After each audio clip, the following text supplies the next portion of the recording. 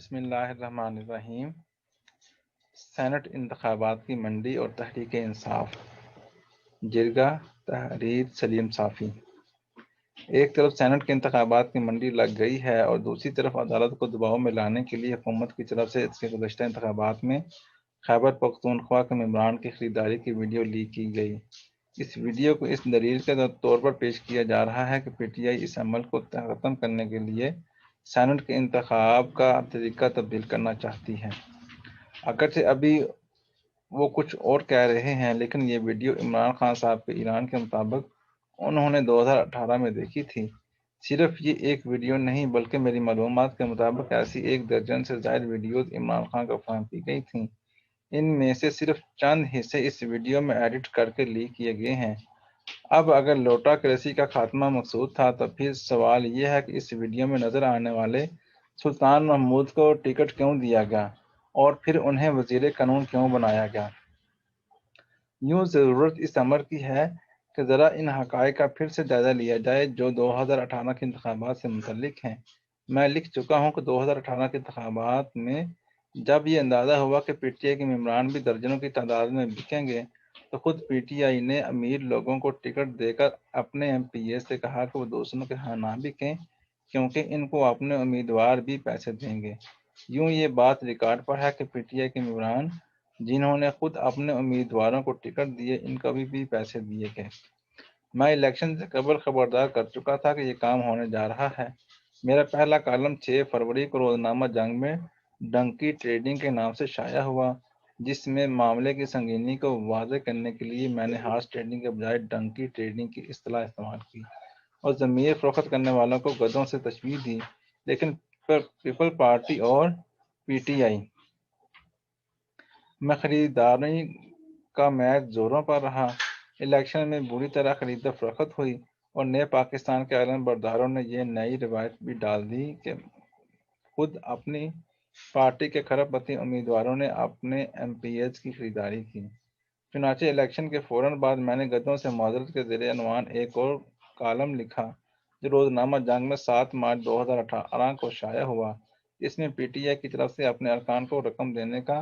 میں نے نہ صرف انکشاف کیا بلکہ یہ تفصیل بھی دی کہ پی ٹی آئی کے کتنے لوگ بکے ہیں۔ کالم کا ایک پیراگراف کچھ یوں تھا: خیبر پختونخوا اسمبلی میں تبدیلی کے علم بردار جماعت پاکستانی تحریک انصاف کے 2 درجن سے زائد اراکین صوبائی اسمبلی جن میں صوبائی وزراء 20 تھے فروخت ہوئے۔ حالانکہ اپنی پارٹی کے امیدواروں کو ووٹ دینے کی صورت میں ان کو اپنی حکومت کی طرف سے دیگر مراعات کے ساتھ ساتھ رقم بھی مل رہی تھی، لیکن دوسری پارٹی کی رقم چونکہ بہت زیادہ تھی اس لیے یہ بے شرم نوٹوں کے آگے ڈھیر ہو گئے۔ بعض ایسے ہیں جنہوں نے اپنی حکومت سے رقم لے کر بھی ووٹ فروخت کیا، جبکہ بعض ایسے ہیں جنہوں نے دوسری پارٹی سے رقم لے کر بھی ووٹ اس امیدوار کو نہیں ڈالا۔ خیبر پختونخوا کے عوام نے گزشتہ انتخابات میں پیپل پارٹی کو مسترد کر کے تبدیلی کے نام پر تحریک انصاف کو ووٹ ڈالے تھے، اور بعض ایسے لوگ بھی ایم پی اے اور ایم این اے منتخب ہوئے جو گدھوں کے استبل کا انتظام چلانے کے بھی اہل نہ تھے۔ عوام کے مینڈیٹ کی روح سے پیپل پارٹی کو اتنی کم سیٹیں ملی تھیں کہ ان کا ایک سینٹر بھی منتخب نہیں ہو سکتا تھا، لیکن ان ضمیر فروشوں کی وجہ سے اس کے 2 سینٹرز منتخب ہوئے اور تیسرا سینٹر منتخب ہوتے رہ گیا۔ 21 اپریل کو عمران خان اور مبینہ گدھے کے زیر عنوان اپنے کالم میں لکھا کہ سوال یہ ہے کہ کیا واقعی ان سب لوگوں کے خلاف کارروائی کی گئی جنہوں نے ووٹ فروخت کیے، اور اس سے بھی بڑا سوال یہ ہے کہ کہیں ایسے ممبران اسمبلی پر تو ڈنکی ٹریڈنگ کا الزام نہیں لگایا گیا جو بے قصور ہیں، یا کہیں ایسے لوگوں کو بھی تو بدنام نہیں کیا گیا جو پی ٹی آئی کا حصہ ہی نہیں تھے۔ میں مانتا ہوں کہ جن لوگوں کے خلاف کارروائی کی گئی اکثریت ان لوگوں کی ہے جن کے بارے میں پہلے دن سے کہا جا رہا تھا کہ وہ ووٹ فروخت کر چکے ہیں، لیکن افسوس کہ حسب عادت ان کے خلاف کارروائی کرتے وقت تحریک انصاف کی قیادت نے انصاف کے تقاضے پورے نہیں کیے۔ اسی طرح بعض ایسے لوگ بھی نظر آتے ہیں جن کے بارے میں گمان ہے کہ انہیں قیادت سے قربت کی وجہ سے بچایا گیا، بہینہ بعض ایسے لوگوں کو بھی بدنام کیا گیا جن کا پی ٹی آئی سے کوئی تعلق ہی نہیں تھا۔ اب سوال یہ ہے کہ عمران خان اگر سینٹ انتخابات میں پیسے کے کھیل کو ختم کرنا چاہتے تھے تو پھر انہوں نے پارٹی کے لوگوں کے بجائے نووارد عرب پتیوں کو ٹکٹ کیوں دی ہے، اور بعد ایسے ممبران کو کیوں بچایا جو ضمیر فروشی کا مرتکب ہوئے تھے؟ خان صاحب نے جن لوگوں کو پارٹی سے نکالنے کا اعلان کیا، ان میں 3 ایم پی ایز بابر نسیم، مراج ہمایوں اور امجد افریدی کا پی ٹی آئی سے تعلق بھی نہیں تھا۔ اسی طرح ان نکالے جانے والوں میں ایک نام عارف یوسف زئی کا بھی تھا، جنہوں نے خان صاحب کے خلاف خطے کی عزت کا مداحبہ کیا تھا۔ چنانچہ ان کو منانے کے لیے نہ صرف پارٹی رہنماؤں کو ان کے گھر بھیجا گیا، بلکہ اب ان کو پارٹی عہدہ بھی دیا گیا ہے۔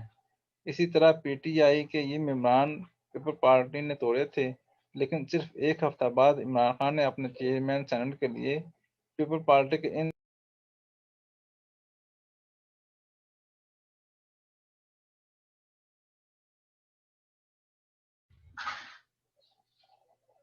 بلکہ اپنے سینٹروں کا ووٹ بھی پیپل پارٹی کے سلیم مانڈے والا کے حق میں استعمال کیا۔